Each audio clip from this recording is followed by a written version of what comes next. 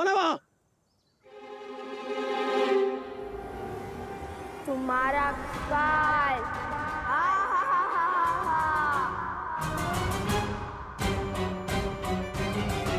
हम तो अदृश्य हो गए। ये शक्ति किस देवता ने दे दी हमें?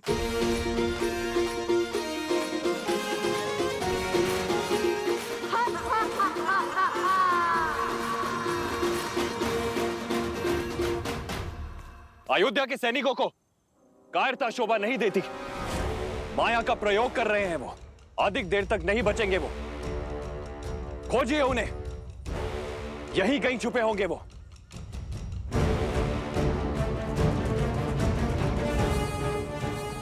शीघ्र निकलते हैं यहाँ से।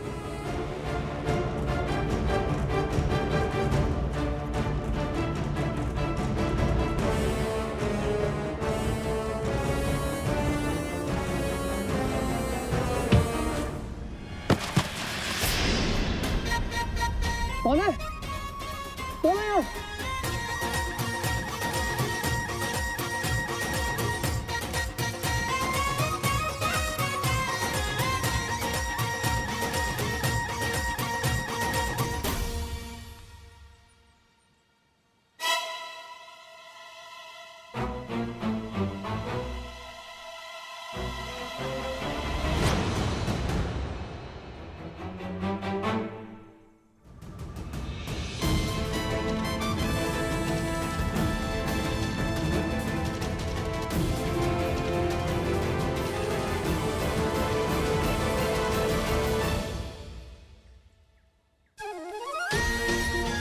सोमकन,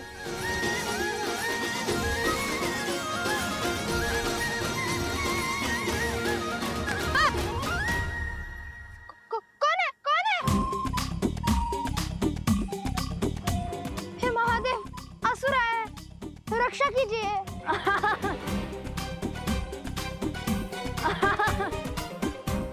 कुश,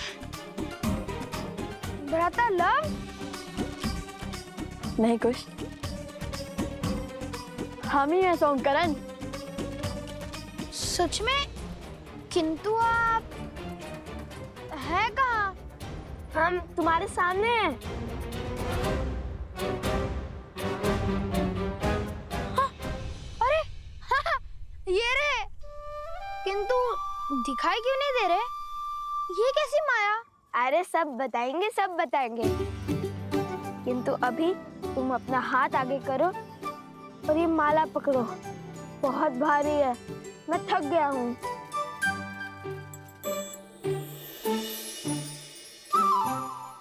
अरे सोमकन, तुम तो अदृश्य हो गए और तुम दिखाई देने लगे। ये कैसे हुआ? अर्थात ये कोई दिव्य शक्ति नहीं, इस दिव्य स्वर्ण कमल की माया है। अरे लाओ लाओ सोमकन, बस अब हो गया। अब मेरी थकान दूर हो गई।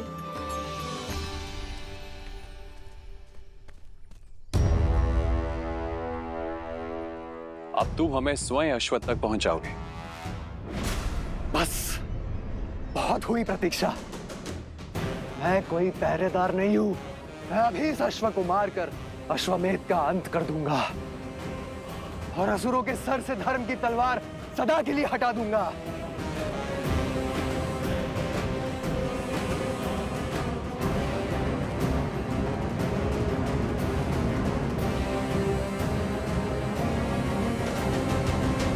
अब चलो, शीघ्र चलते हैं। अश्व हमारी प्रतीक्षा कर रहा होगा। हाँ ठीक है भैया, चलिए चलते हैं। हम ये माला अश्व को पहना देंगे, किंतु माता को नहीं देंगे। यदि माता दृश्य हो गई तो? यदि वो मेरी दृष्टि से एक क्षण के लिए भी ओझल हो गई तो मैं विचलित हो जाऊंगा।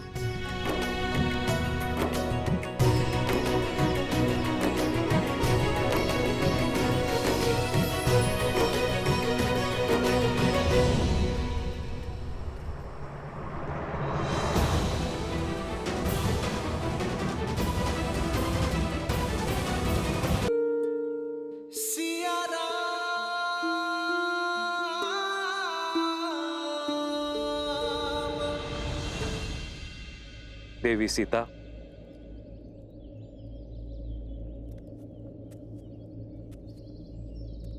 प्रणाम ऋषिवर। आयुष्मान भव। देवी, ये क्या? आपने तो इस स्थान की काया ही पलट दी। आपको कोटि कोटि आभार। मन की चिंता मिटाने के लिए तन को भक्ति में व्यस्त कर लिया। कैसी चिंता देवी? लवकुश की? उनकी सुरक्षा का वचन तो स्वयं तमसा माता ने दे दिया है, परंतु श्री राम, न जाने ऐसा क्यों लग रहा है मुझे ऋषिवर कि श्री राम विचलित है। देवी, आप दोनों दो शरीर एक प्राण हैं। एक दूसरे की मनोदशा बिना मिले, बिना देखे ही अनुभव कर लेते हैं। किंतु ध्यान रखिएगा, भोर खत्म होने से पहले रात्रि का अंधकार सबसे अधिक होता है। वैसे ही शुभ समय आने से पहले चिंताएं मन को घेर लेती हैं। और अब तो सभी चिंता के दूर होने का समय है। ये लीजिए ब्रह्मदेव का प्रसाद, इसे ग्रहण कीजिए।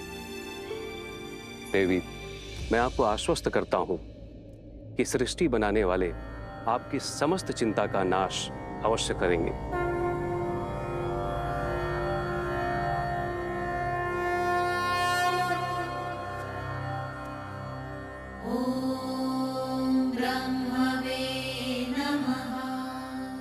ओम ब्रह्मदेवाय नमः। देवाय नमः। ओम ब्रह्मदेवाय नमः। देवाय ओम ब्रह्मदेवाय नमः। सीते, राम,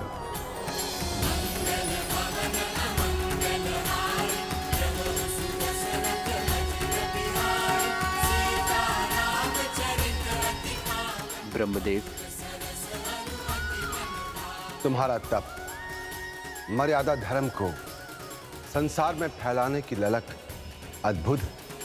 तुम्हारे जीवन की इस यात्रा में देवी सीता ने भी पूरा साथ दिया है। इसलिए मैंने इस सीता के पुतले को इतने प्राण दिए हैं, ये अश्व के लौटने और यज्ञ उत्पन्न विधि के संपूर्ण होने तक मंत्रो जाप कर सके। अभी अश्वमेध यज्ञ देवताओं को भी सहर्ष स्वीकार होगा और उनका आशीर्वाद तुम्हारे साथ है राम। यज्ञ का अभिमंत्रण अश्व को आसुरी शक्तियों और दुर्घटनाओं से बचाता है, किंतु केवल तब जब देवताओं का आशीर्वाद हमारे साथ हो। धन्यवाद ब्रह्मदेव।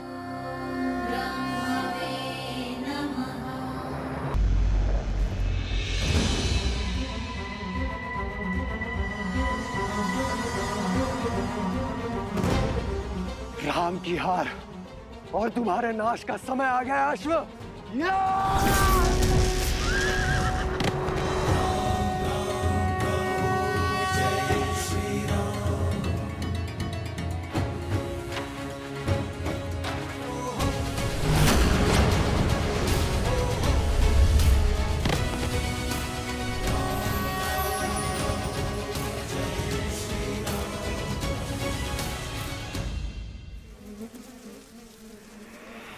मूर्खाधिपति प्रबंधासुर इतना भी नहीं जानते कि अश्वमेध का अश्व देवताओं की सुरक्षा में होता है। असुरों का संहार देवताओं और मनुष्यों के सामर्थ्य से नहीं, असुरों की मूर्खता से ही हो जाएगा।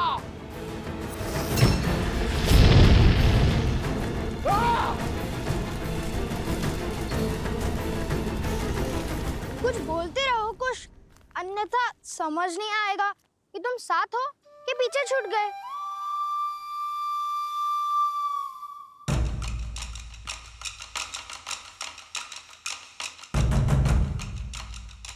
ऋषि कुमारों,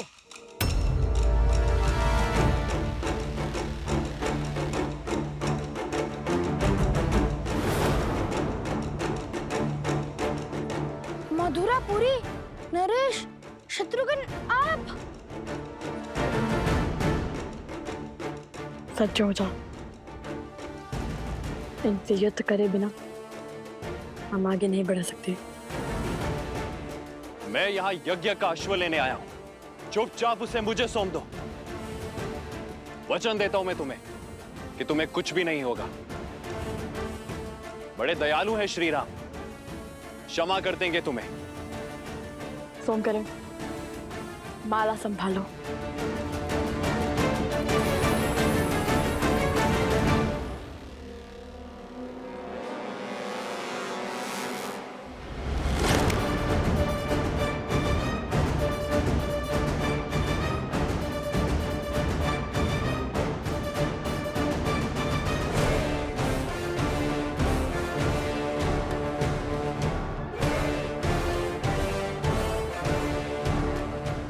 तो जानते हैं ना वो कौन है? वो कोई साधारण बालक नहीं है, वो अनमोल रत्न है, केवल मेरे लिए नहीं अपितु समस्त संसार के लिए। आप दोनों जो कर रहे हैं वो अनुचित है। मेरी विनती सुनिए और समय रहते अपनी भूल सुधार लीजिए। यज्ञ के अश्व को रोकना पाप ही नहीं, अपराध भी है। हम बालक अवश्य हैं, किंतु अबोध नहीं। हम आपका बहुत सम्मान करते हैं राजानुज, किंतु अभी ये अश्व हमने पकड़ा है तो उपाय केवल एक ही है, युद्ध।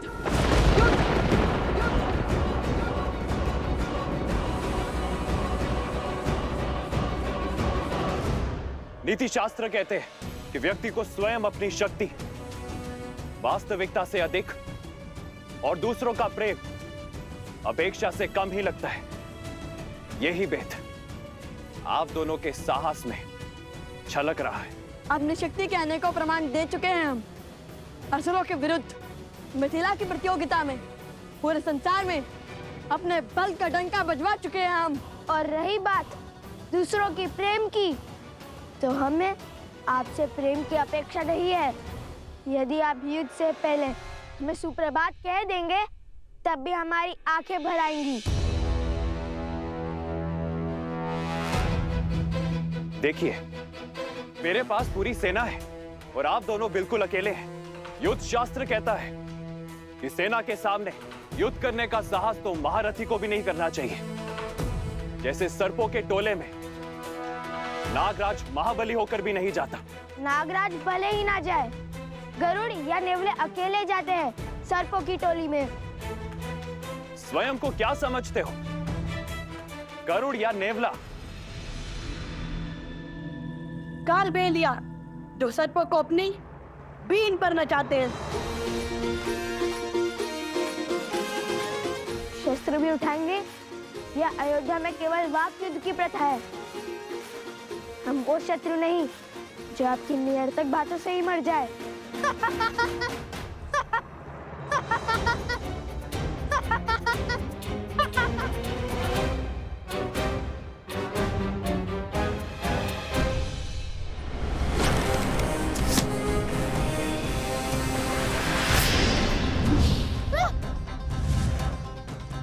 आप दोनों शत्रु नहीं, अपराधी हैं। अयोध्या के अश्व का हरण कर पाप किया है आप दोनों ने।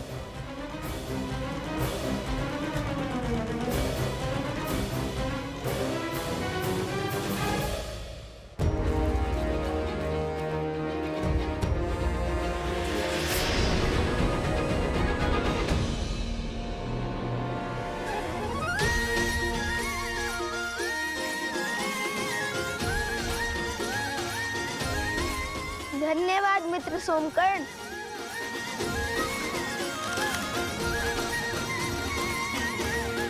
अश्व को रोकना अपराध नहीं, चुनौती है जो हमने स्वीकारी है।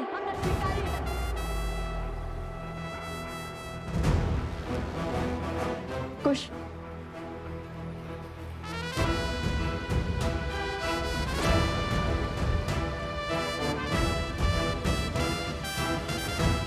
आपका शत्रु स्वयं चुनौती बन यहाँ वहाँ घूम रहा है। हमने आपकी चुनौती स्वीकार कर कोई पाप किया है? चुनौती राजाओं के लिए है, ऋषियों के लिए नहीं।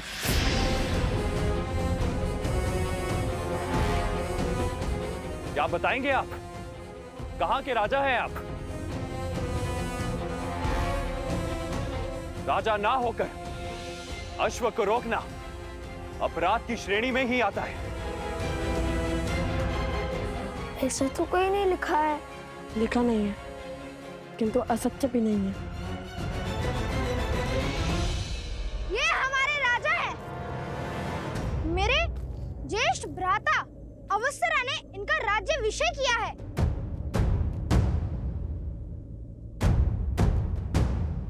बताओ कहां के राजा हैं ये दोनों? कुछ अंतर पर एक गांव है जहाँ की प्रजा विचित्र रोग से ग्रसित है। उस गांव की प्रजा की रक्षा करने का संकल्प किया तो उसी क्षण मेरे भ्राताश्री ने लव भैया का राज्याभिषेक और कुश का युवराज पद पर अभिषेक कर दिया।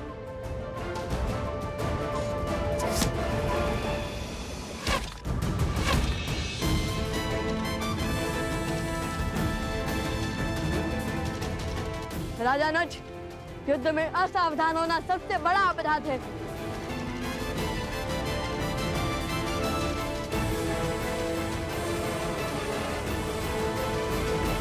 सैनिकों, महाराज ने किसी का भी रक्त बहाने से निषेध किया है। स्मरण रहे, इन ऋषि कुमारों को केवल हमें बंदी बनाना है।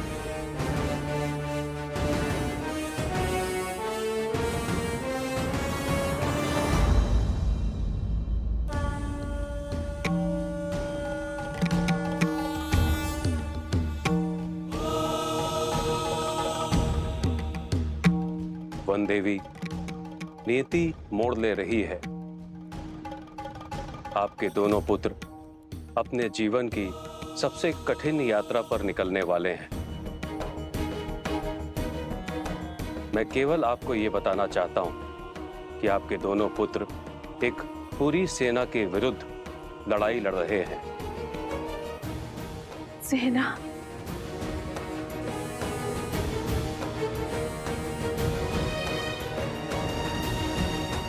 हे महादेव,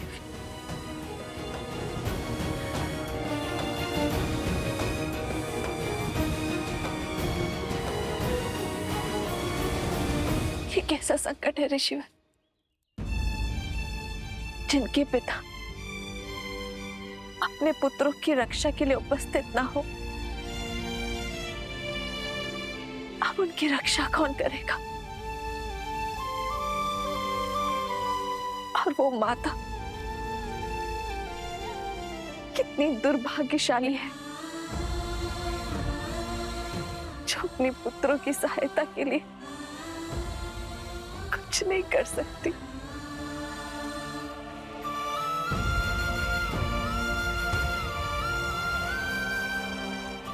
ऋषिवर, कोई तो उपाय होगा ना कि इस संकट से बाहर पा सके, मैं अपने पुत्रों की रक्षा कर सकूं। बताइए गुरुवर।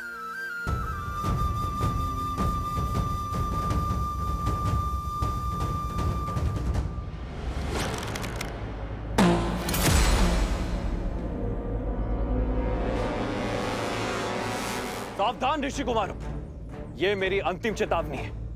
अब अस्त्र उठाने से पहले ना वाद होगा ना विचार।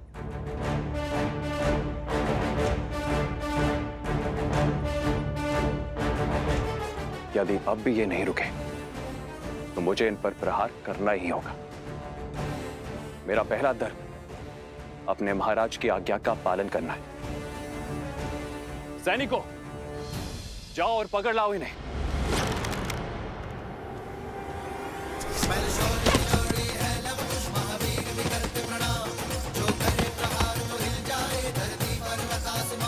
दिव्यास्त्र।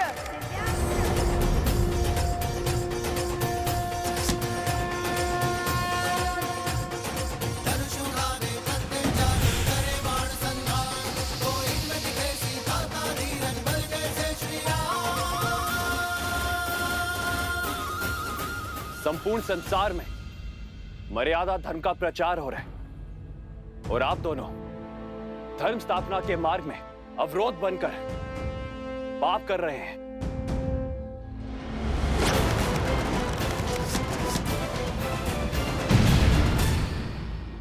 सुन रहे हैं भैया?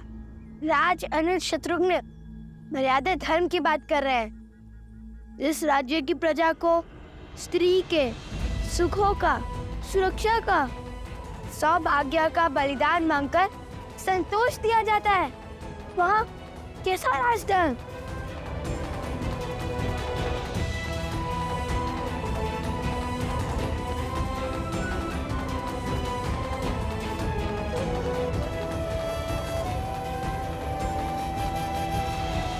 आप दोनों का क्या संबंध है अयोध्या की महारानी से?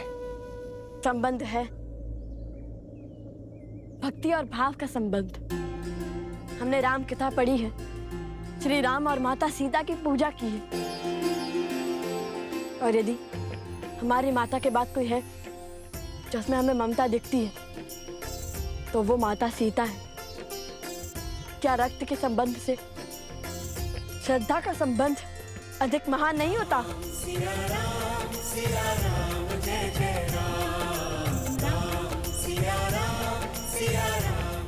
सूर्यवंश के इन सूर्य का तेज अयोध्या तक नहीं पहुंचना चाहिए। आप किसी से कुछ नहीं कहेंगे भैया।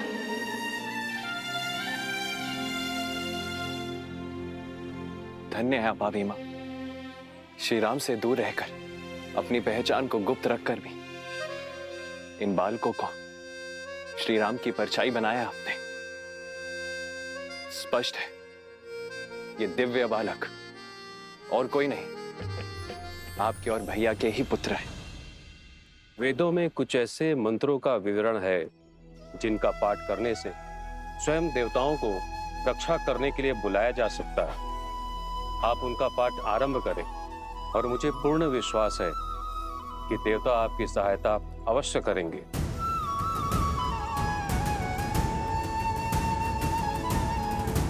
मैं आपको वो वेद मंत्र बताती हूँ वन देवी।